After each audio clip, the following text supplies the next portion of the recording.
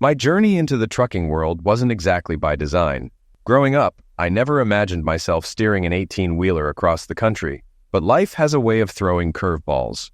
My father ran a small automotive shop, and though I spent many evenings helping him fix up old cars, my dreams leaned more towards owning a business, not being behind the wheel. Still, the grease and gears found their way into my blood, and before I knew it, I was drawn to the road. After high school, I stumbled into a logistics job at a warehouse. I saw trucks come and go, their drivers sharing stories of freedom, adventure, and challenges. That job planted the seed, and soon after, I took a leap and earned my CDL.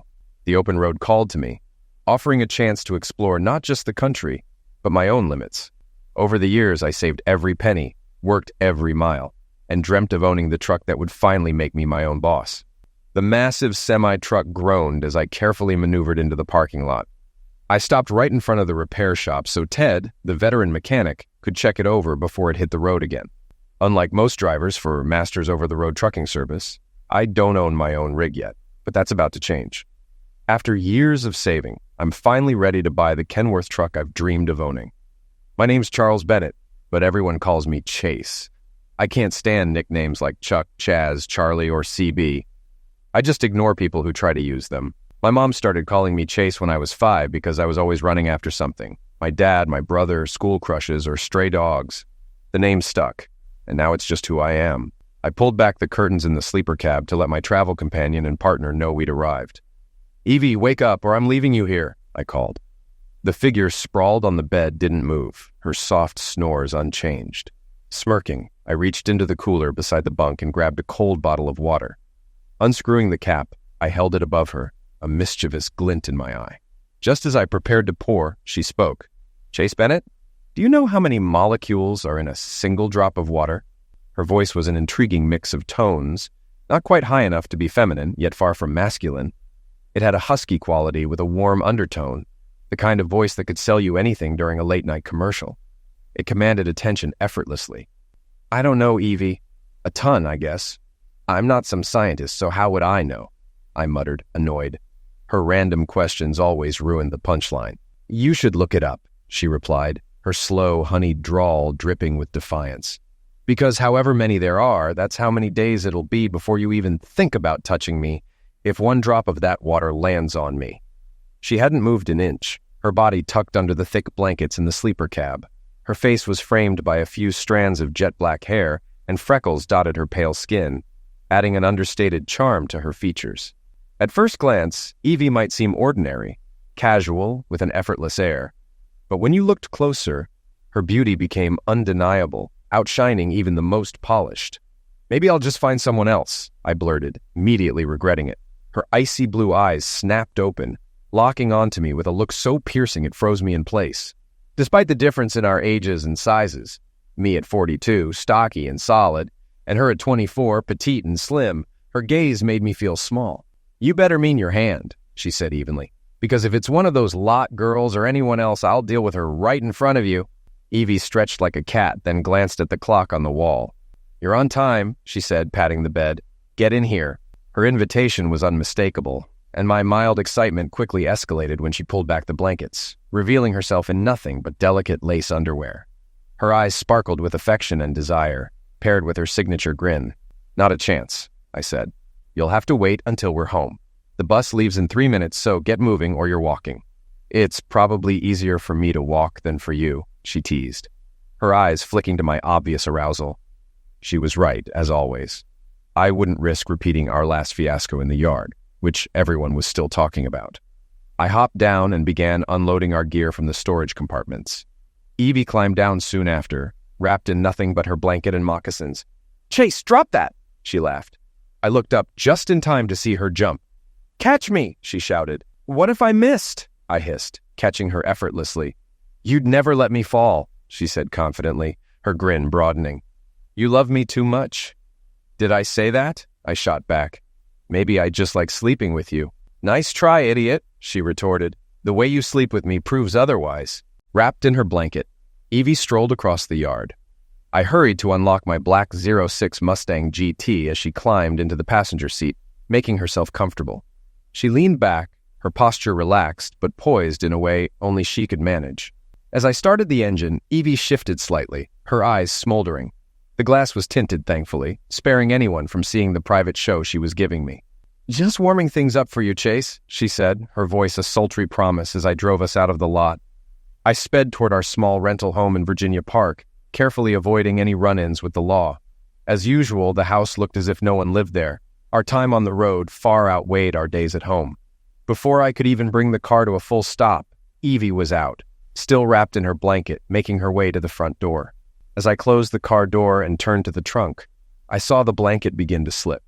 Forgetting everything else, I bolted toward her. The yard was empty, but you could never be too cautious. Evie had a knack for mischief. She had no problem undressing outside, completely unbothered by the possibility of neighbors watching. I knew for a fact that a few of them owned binoculars and telescopes, likely for moments just like this. I caught up to her just as the blanket hit the ground, draping it back over her shoulders.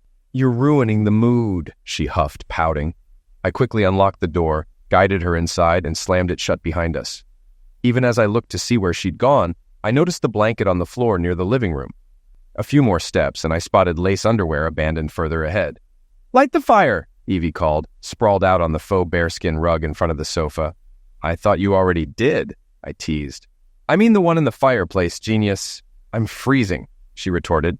I grabbed some kindling, lighting a few pieces, and watching the flames spread to the logs. Satisfied the fire would hold, I closed the curtains. Evie might enjoy showing off, but I wasn't as keen on the idea. "Chase, lose the clothes," she murmured, crawling toward me with a mischievous smile. I began unbuttoning my shirt at an exaggeratedly slow pace, pretending to forget how buttons worked.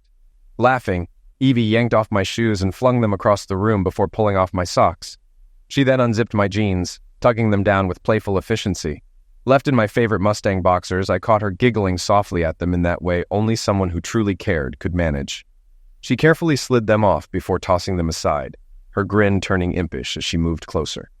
"Remember that baseball game we went to a couple of weeks ago?" she asked, her fingers tracing patterns on my skin. "Oh, yeah. You mean the one where I missed half the game hunting down the best Chicago hot dog only for you to take a bite and say you'd had better?" I smirked. "Exactly. The game was boring," she said with a sly smile. "When I said I wanted a hot dog, I meant this." Her actions left no room for misinterpretation. As I began to relax into the moment, a buzzing sensation startled me. It wasn't what I thought, it was my phone buried in my jeans. Evie didn't miss a beat, caressing me with one hand while grabbing her own phone with the other. "If this is one of those girls from the lot, I'll end the call myself," she warned.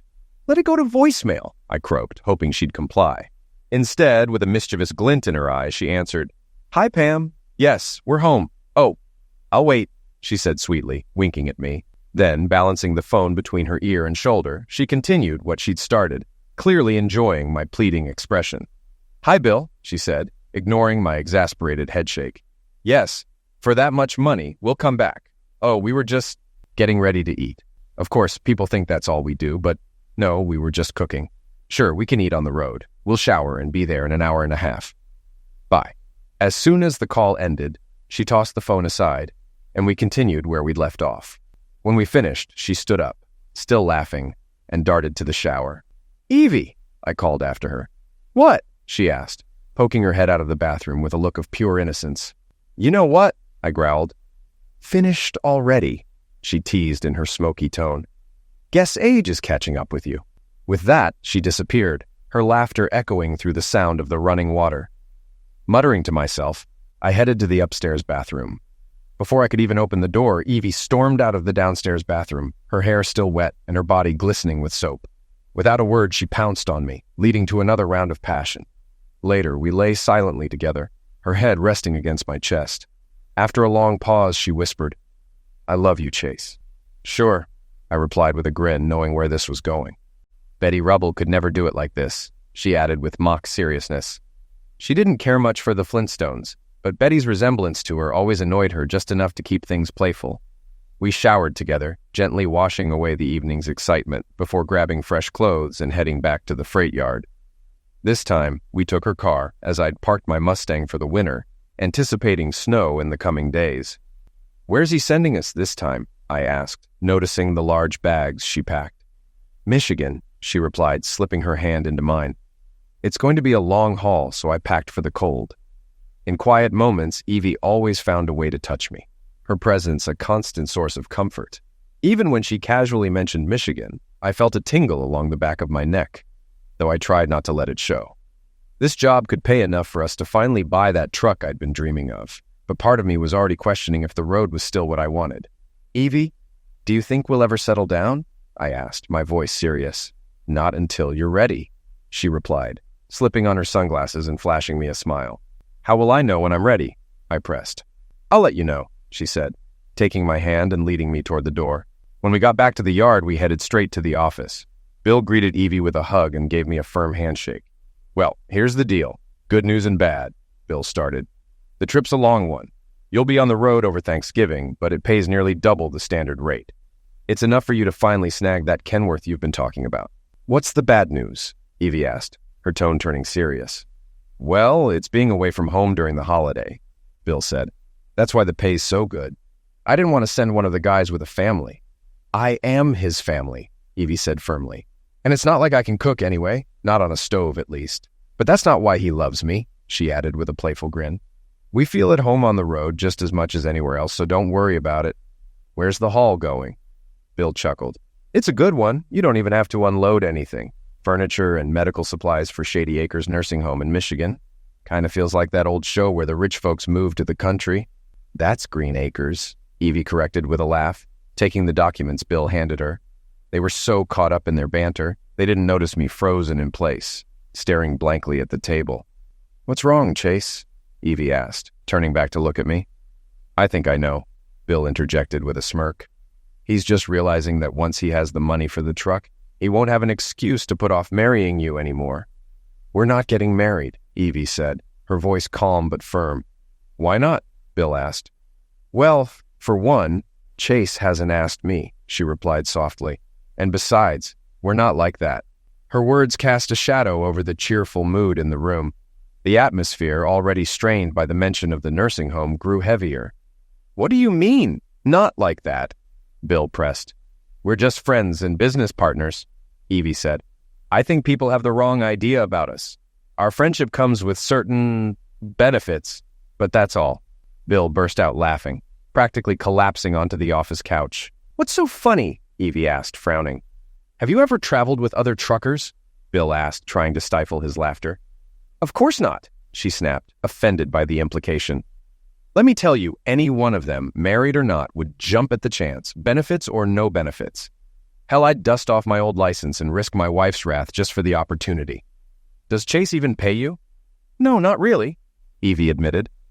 "Then why do you ride with him?" Bill asked, genuinely curious. Before Evie could respond, Bill turned to me. "Chase, you're telling me she rides along just for the scenery? Does she help unload? Navigate when GPS isn't working? Or does she give up her spot in the cab for one of those lot girls you got a reputation for? And these rumors about her getting into fights with waitresses? Those can't be true, right?" He didn't wait for me to answer. "You two eat together, sleep together, and practically finish each other's sentences. Call it what you want, but by all accounts, you're already married. Just accept it." With that, he dismissed us. "Now get out of here and head to Detroit." We loaded up a large Freightliner with air suspension, a luxury compared to our usual truck. After stocking up on snacks and drinks, we planned our stops using GPS restaurant recommendations. As we left the yard, Evie leaned over, kissed my cheek, and went to bed, sensing I needed space to think. She rested on and off, waking up occasionally to keep me company when it grew dark, and I needed an extra pair of eyes on the road. "Are you part cat or something? All you do is sleep," I teased once we hit the highway, breaking the silence. She smirked, knowing this was my way of easing back into conversation after my reflective mood. We'd been together long enough for her to recognize when I had something on my mind. "Chase, I don't want to upset you," she said, her tone light, "but something happened while we were home." "What could have possibly happened?" I asked, puzzled. "We were there for all of 3 hours, together the whole time." "That's exactly it," she grinned. "Big bad man had his way with me. Now I'm so tired I'm tingling." "Do you think he can go again?" I asked, playing along. "I don't know," she said, her voice teasing. "But I hope so because I really liked it." With that, she kissed me again, her affection pulling me out of my thoughts as we continued down the road. Shady Acres Nursing Home. Malcolm Martin, 72, guided newcomer Brad Stevens around Shady Acres with practiced ease. Malcolm took pride in showing new residents around the expansive facility, pointing out useful features and sharing tips to make their stay more enjoyable. Though a resident himself and not an employee, Malcolm had taken on unofficial responsibilities that otherwise might have gone neglected. Known fondly as the mayor of Shady Acres, he brought a sense of community to the place. Despite being 80, Brad's energy impressed Malcolm as they toured the grounds and building. Malcolm saved the final stop for last, what used to be the highlight of the tour but had become the most difficult part over the past 3 years. He knew starting there might have driven Brad away entirely. They arrived at a large, imposing wooden door marked with a plaque reading Director. Beneath the title, a blank space showed where a nameplate once hung. Malcolm didn't wait for an invitation. He turned the knob and pushed the door open, a habit from a time when the door was never shut. Inside the spacious office, a woman stood motionless by the window, staring out. As they entered, she turned slowly to face them. Her expression was vacant, devoid of any emotion. Once she might have been striking, but now her demeanor resembled that of a lifeless automaton. Malcolm had grown used to it, but Brad felt uneasy, as though she were a ghost in human form. He forced himself to look past the eeriness and take in her features. The woman, introduced as Anne, the director of Shady Acres, had medium-length white blonde hair falling just past her shoulders, pale gray eyes, and skin so fair it seemed untouched by sunlight.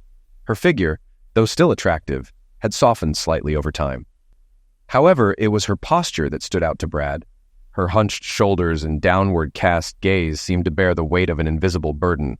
"Brad Stevens, meet Anne, the director of Shady Acres," Malcolm said. "Co-director," Anne corrected sharply, her voice grating as she extended a frail, cold hand.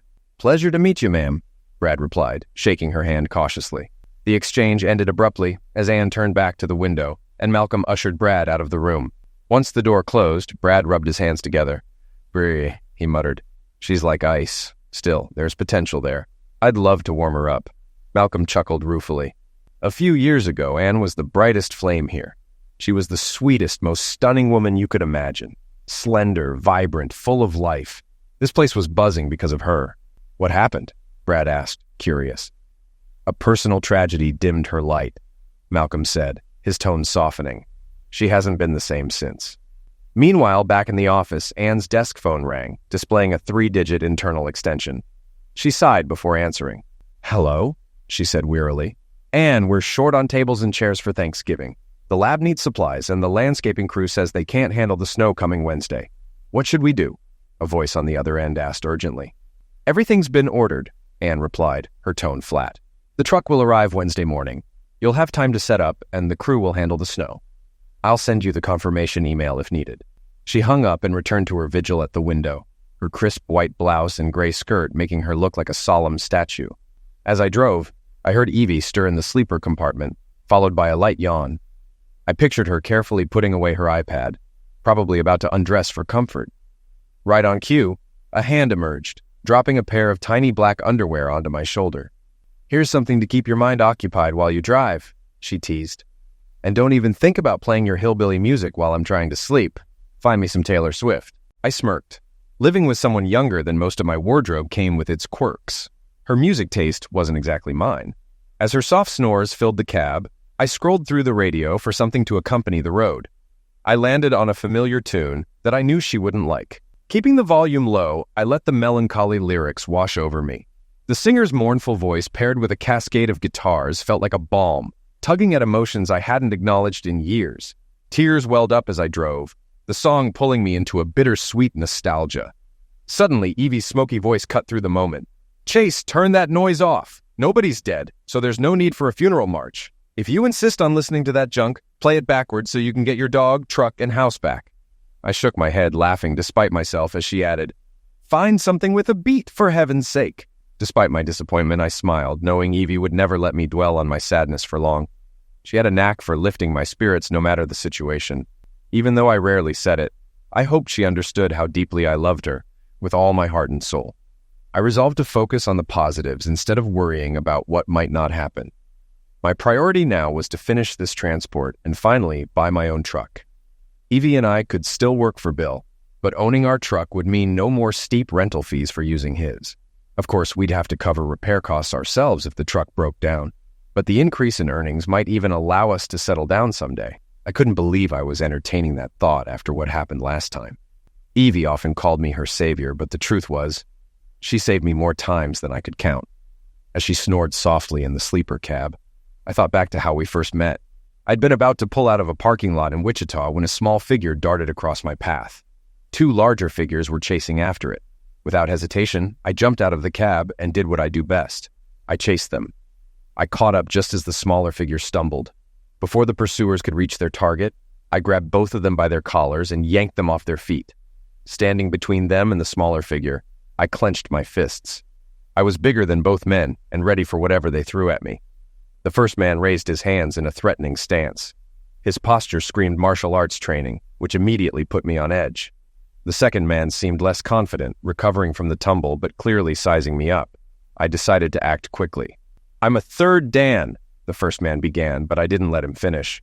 Using my size and strength, I charged at him, knocking him to the ground. Once he was down, I delivered a single punch to his jaw, knocking him unconscious. Smaller, faster opponents were always easier to handle when flat on their backs. I had learned that the hard way when a much smaller guy had landed a spinning kick on my watch. "Never again," I thought as I turned toward the second man, only to see his back as he bolted, leaving his friend behind. "You better run, coward," the small, hooded figure beside me shouted.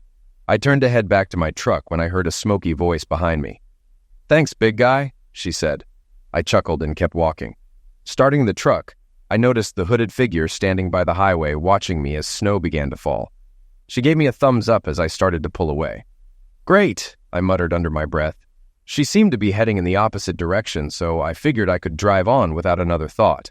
But as I picked up speed, the hood fell back, revealing a cascade of black hair and striking blue eyes. Before I knew it, I stopped the truck. "I knew you wouldn't leave me behind," she called through the window. "Where are you headed?" I asked gruffly. "Wyoming." "Wide open spaces," she said brightly. "Well, I'm going to Little Rock," I replied. "Sorry." "Oh, I've always wanted to see Little Rock," she said with a grin. "It's the city of my dreams, and it's right on the way to Wyoming." "Get in the truck," I snapped, exasperated. She was so small I had to reach over to help her climb into the cab. Once she was seated, I realized immediately that she wasn't just some ordinary hitchhiker. "So, where are you really going?" I asked. "I told you Wyoming, but if Little Rock's all you can manage, that's fine, Mr. Grumpy," she said. "Wyoming is northwest. Little Rock is southeast. You're going in the complete opposite direction," I pointed out. "So we're taking the scenic route," she said nonchalantly, as if we were old travel companions. "How old are you?" I asked before starting the truck. 22, she snapped. "Why? Are you a cop? Do you need to see my ID?" "You bet I do," I shot back. She pulled out her license from her backpack, revealing her name, Evelyn Sanders. Sure enough, she was 22. As I drove, she leaned back in her seat, her backpack on the floor. After a moment of silence, she broke it with a question. "Do I have a sign on my forehead that says, 'Please talk to me'?" She told me she had been moving from place to place for nearly a year, picking up odd jobs like waitressing at truck stops to earn enough for her next move. She explained how her money had run out, leaving her vulnerable to the two men who'd promised her food. "I'm not stupid," she said in her smoky voice, rough but captivating. "I asked them straight up what I'd have to do for that food. They talked about balancing the scales, how they had money and I didn't, so they'd share. Then I realized their idea of balance was me sharing something I had that they didn't." She glanced at me as if assessing my reaction. I focused on the road to avoid meeting her gaze. She giggled softly before leaning back in her seat. "How'd you know?" she asked after a pause. "Know what?" I replied. "How'd you know I have a sweet A?" she teased. "You couldn't see it under my jacket, but it really is sweet. That was 2 years ago, and we haven't looked back since.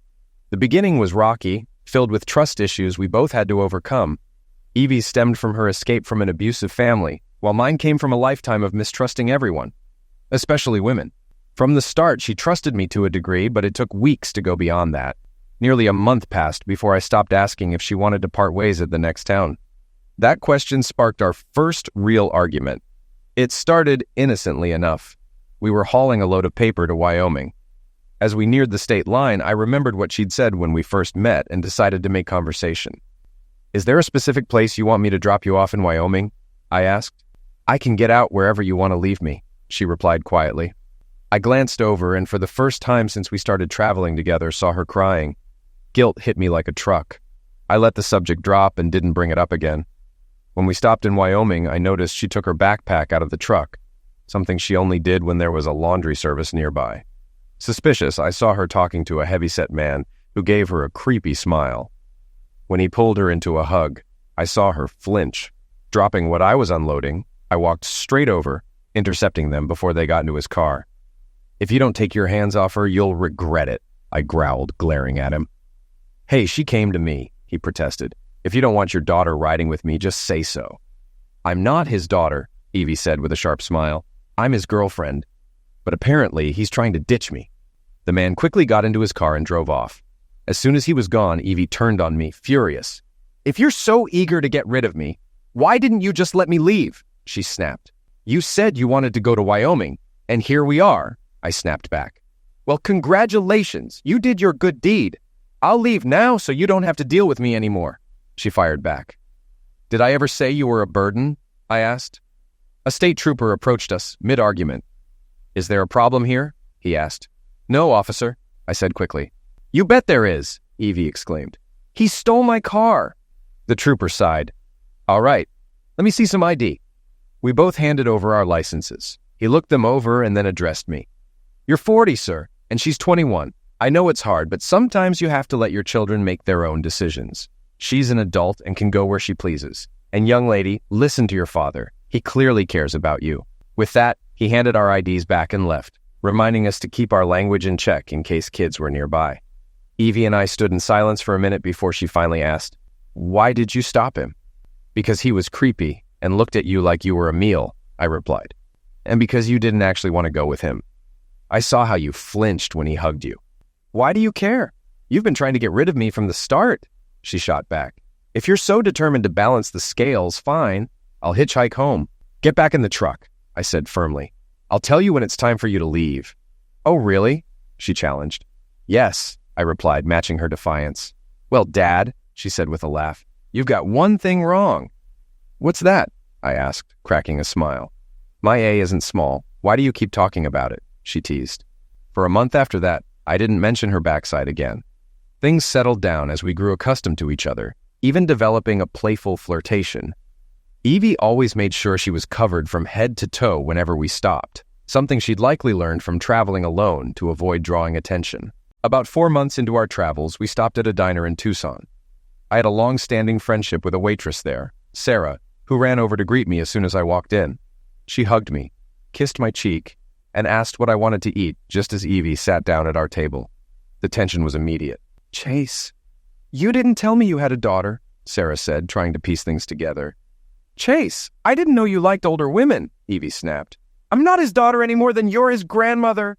Do you kiss all the men here or just mine?" "Evie, calm down," I said quickly. "Sarah's an old friend. Let's eat and get back on the road, all right?" Sarah, visibly rattled, left to place our order. Evie excused herself to the restroom but asked me to pick a song on the jukebox before she left. "Which one?" I asked, confused since we'd never discussed music. "Just pick something I'll like," she said. "You need to start figuring out what I like."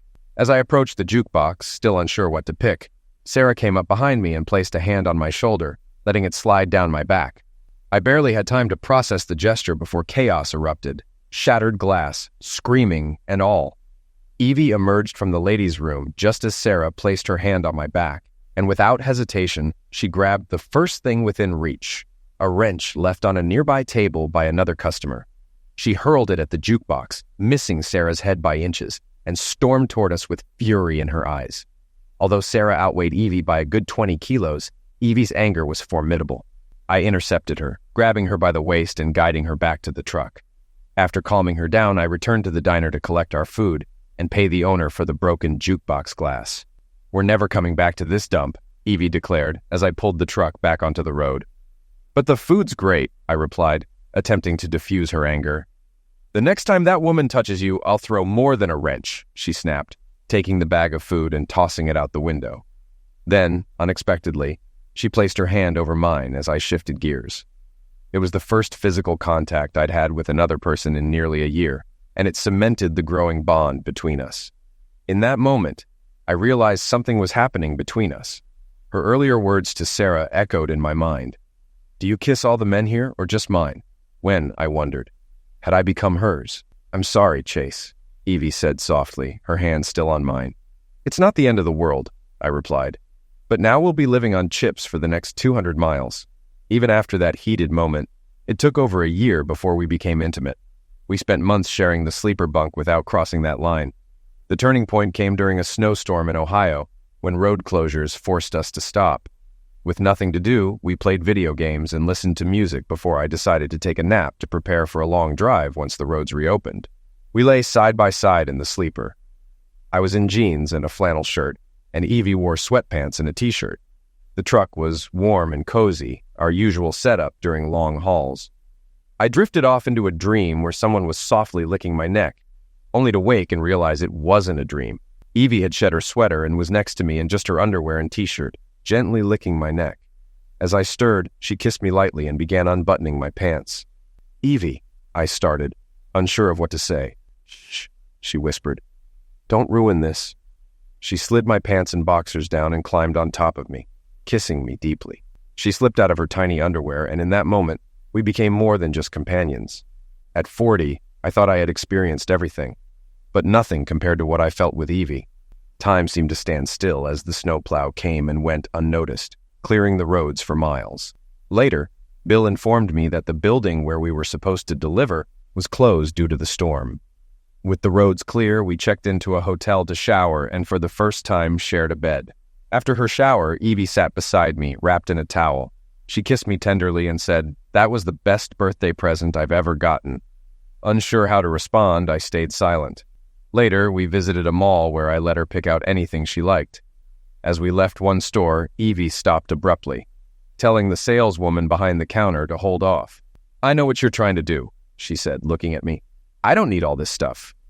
Laughing, I replied, "Evie, I'm not trying to get rid of you."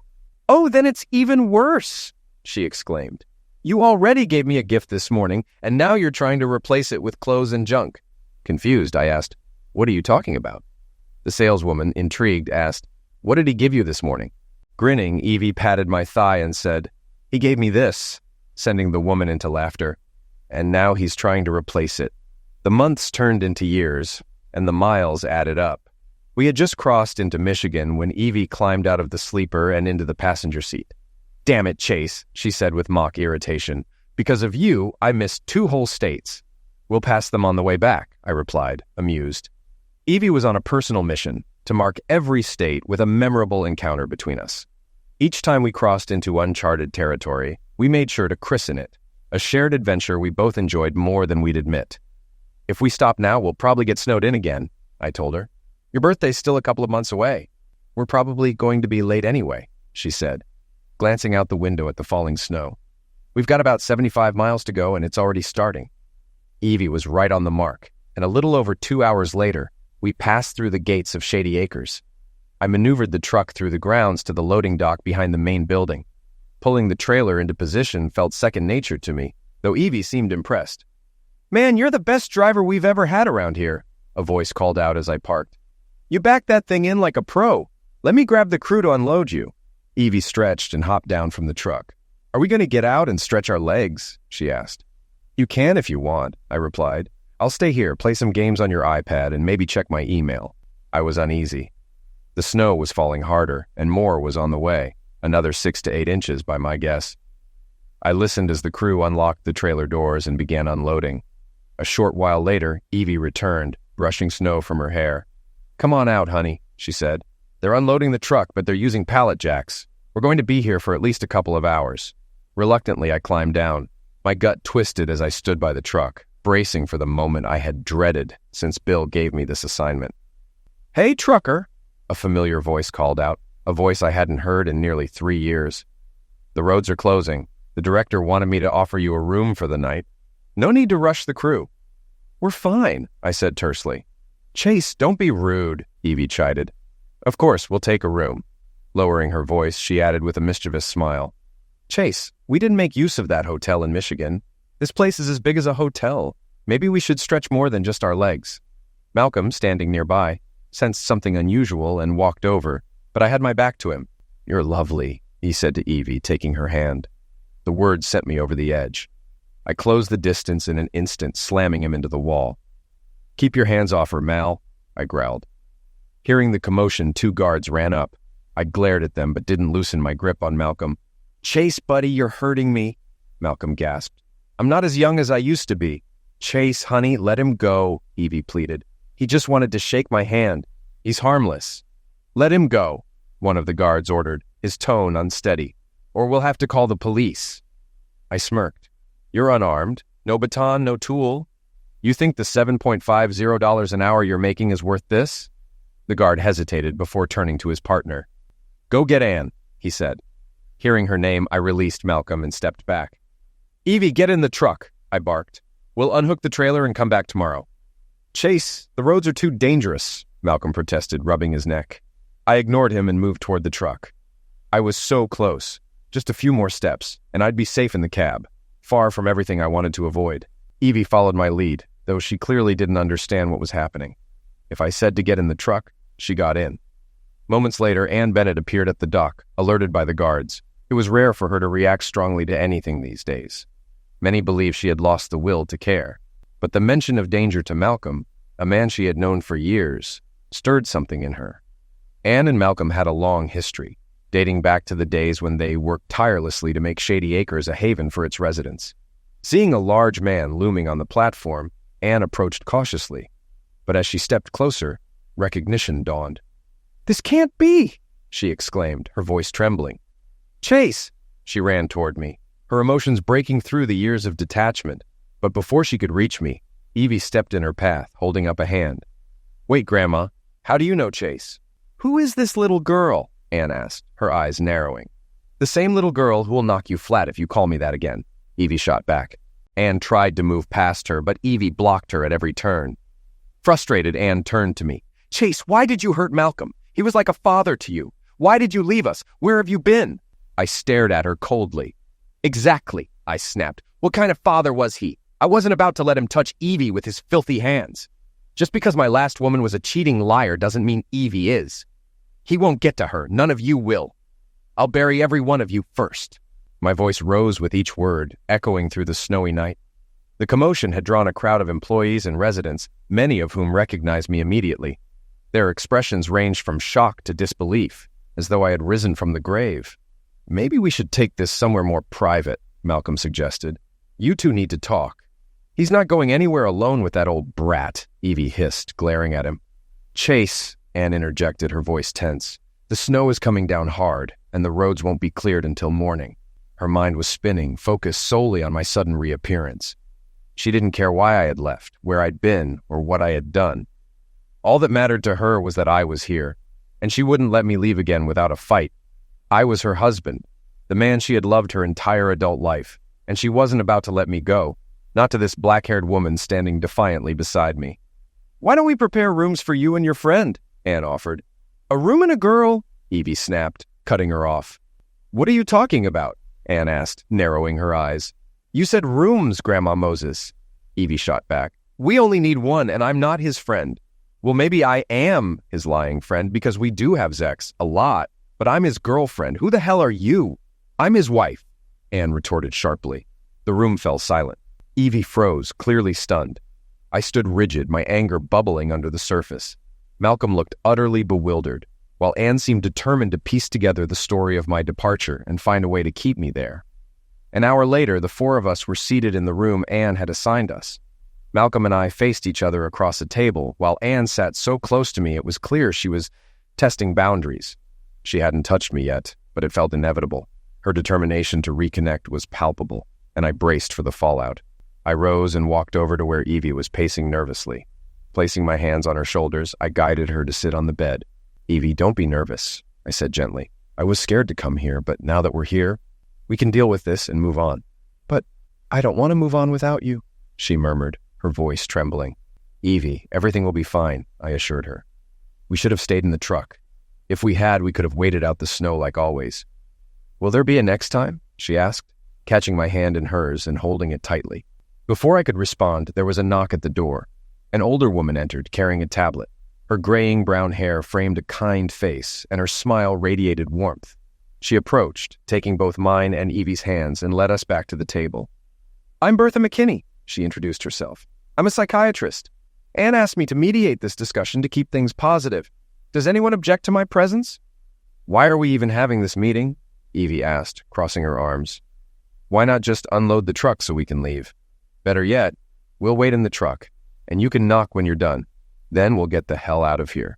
I understand your frustration, miss, Bertha said calmly.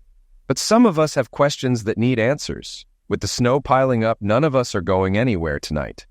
Let's start with something simple, Mr. Bennett. I've been counseling your wife for years. Her depression stemmed from your unexpected departure. Would you like to talk about it? No, I said flatly. It's over. It was crap anyway. What are you talking about? Anne exclaimed, her voice rising. You left without a word. We were happy. I loved you more than anything, and I know you loved me. How dare you call it crap? You probably think that because I was stupid then, I'm still stupid now, I snapped. Perhaps this isn't the best starting point, Bertha interjected. Let's try something else. Chase, you and Malcolm were very close. Why did you attack him today? It was his fault, I said tersely. What did he do? Bertha pressed. He misinterpreted me. It doesn't matter, I replied dismissively. I forgive you, Malcolm said softly, extending his hand to me. I stared at his outstretched hand as though it were a dead rat. I don't need your forgiveness, I snarled. You're the one who messed up. You should have stayed away from Evie. Bertha sighed. Let's take a different approach. Anne, why don't you share what you remember about your time with Chase? Does anyone object? I don't care what she says, Evie said, her voice cold. But don't call him her husband. Chase and I were happy, Anne began, her gaze flicking toward Evie. After 8 years of marriage, I got an opportunity. I'd earned my degree in healthcare management and was tired of working in hospitals. When I was offered the position of manager at Shady Acres, I wanted to take it. It would allow me to have a direct impact on people's lives. But to accept the job, I needed Chase's support. We'd have to move states, and I worried he wouldn't want to uproot his life. To my surprise, he supported me fully. He even started working here with me, knowing we didn't have enough staff. This place became our life, Anne continued. The residents became our extended family. Chase managed the day-to-day operations while I handled patient care. We were a great team. It felt like every day our love grew stronger. There was nothing I wouldn't do for him. And he proved time and time again that he'd do anything to make me happy. Evie's voice broke the tense silence. Stay strong, she said, loud enough for everyone to hear. No matter what crap she spills, don't let it get to you. She noticed the stares and smiled. Oh, sorry. Didn't realize you could hear me. Anne cleared her throat and began. One day, Chase disappeared. No warning, no argument. He kissed me goodbye, said he was going to pick up a few things I needed, and never came back. At first, we feared an accident, but his truck was parked by the gate and his Mustang was gone. His clothes were still here. It was just Chase and the car that vanished. Tears streamed down her face, and she couldn't continue. Malcolm picked up the story. Anne changed overnight after Chase left. It didn't just affect her. It affected all of us. We were like a family, and one of the most important parts of that family was gone. We tried to support Anne, but she became a shell of herself, distant and detached. Before, she had this gift for making people feel better, brightening lives in ways no one else could. Chase was like the son we never had, and together they were the perfect couple. When he disappeared, it broke her heart. We searched for months, Malcolm continued, but there were no leads.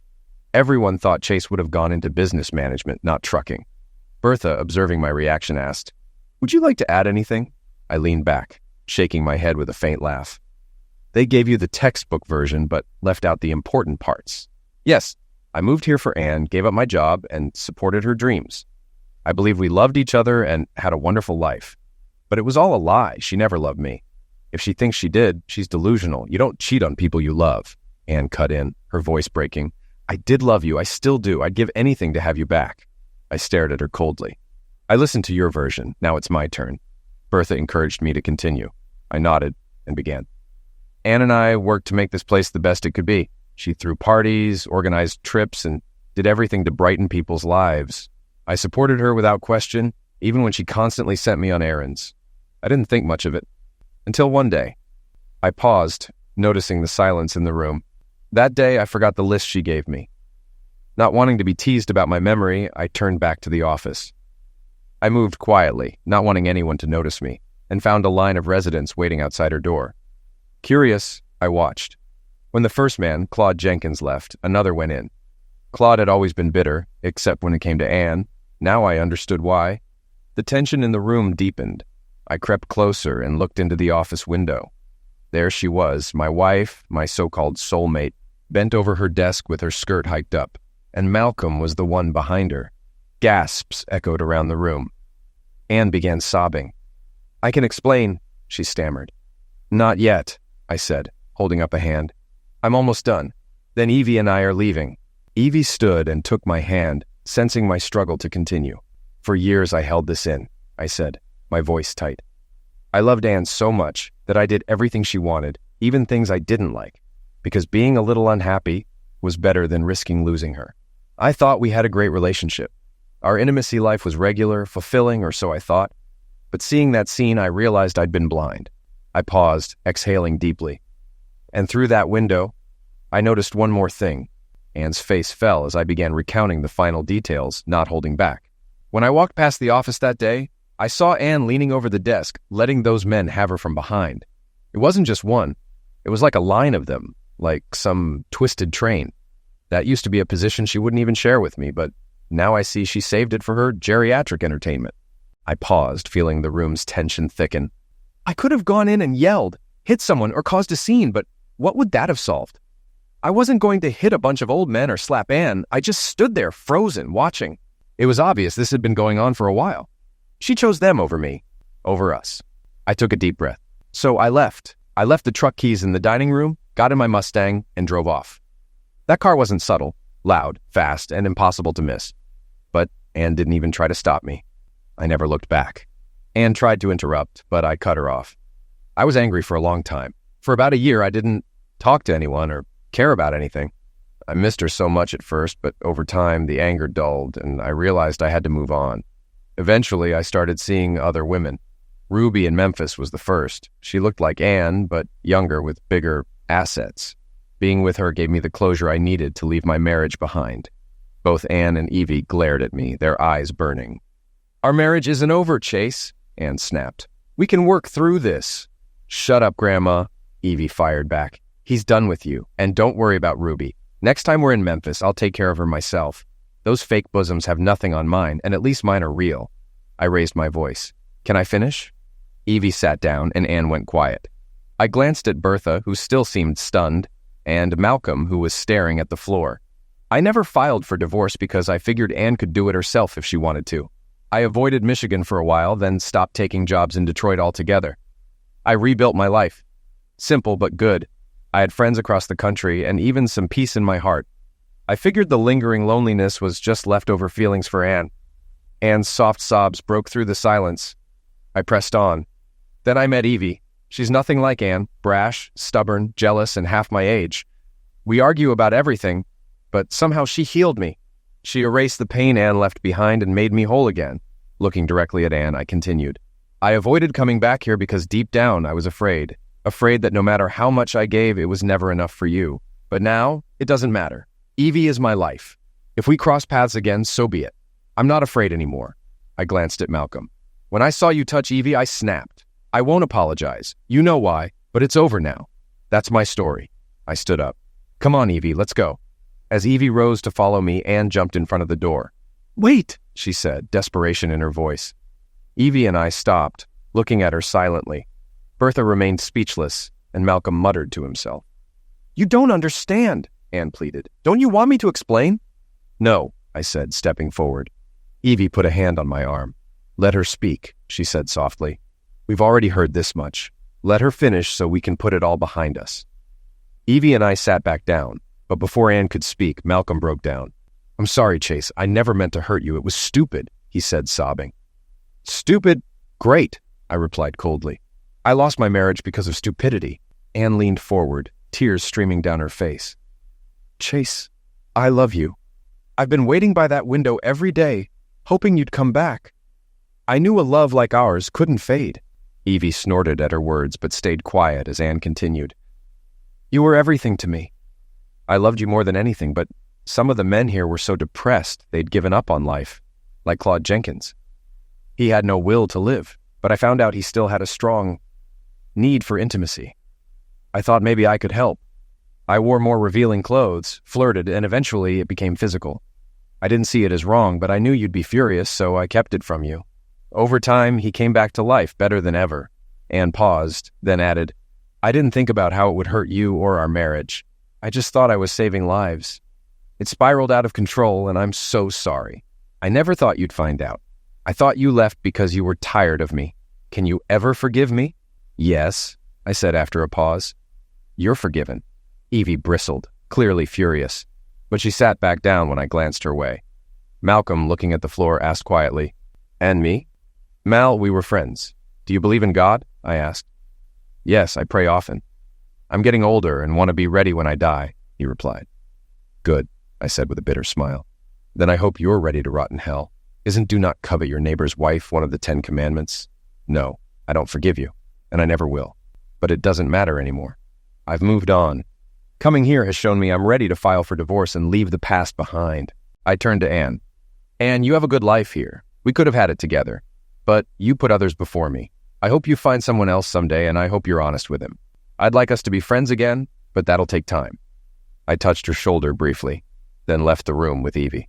As we walked down the hall, Anne's sobs echoed behind us, along with Bertha and Malcolm's attempts to comfort her. Cheating and lying have a way of catching up to people, and Anne was finally facing the consequences. Maybe Anne's intentions started out pure. She might have truly wanted to help. But as they say, the road to hell is paved with good intentions. Maybe I'm the bad one for not caring why she did it. In the end, we both lost something. I survived and moved on first, but it doesn't feel like there's a winner in this. I'm happy now, but I genuinely hope the best for Anne. Walking back to my truck, I realized how unpredictable life is. If I'd never found out, we might have stayed happily together. Or I could have forgiven her and tried to rebuild. But that's not who I am. Love for me requires trust and loyalty, both of which Anne shattered. Our marriage ended the moment she betrayed those values. Even if I wanted her back, I'd never trust her again, and neither of us would respect me. Anne belongs in my rearview mirror now. The seat next to me belongs to Evie. A few minutes later, we were in the truck, the engine warming. Evie lay without clothes on the bed above me, her usual state of comfort as the snow finally stopped. Hey, before you fall asleep, I need to tell you something, I said. I already know, she snorted. Grandma's got bigger bosoms than me. It's true, I said with a grin. But that's not it. Evie, I love you more than anyone or anything. Once I'm divorced, will you marry me? I already knew that, idiot, she snapped. How can you propose without a ring? Come back when you're ready. I need to sleep. Evie, look at me, I said, noticing tears on her cheeks. I'm not crying, she huffed. There's something in my eye. Now let's go so you can buy me an engagement ring, you tightwad. As I put the truck into gear, the radio announced the snow warning had been lifted, and the highways were open. I flipped through stations until a familiar song filled the cab. This time, the song didn't bring sadness. The past was finally behind me. I glanced at the road ahead, letting the music carry me forward.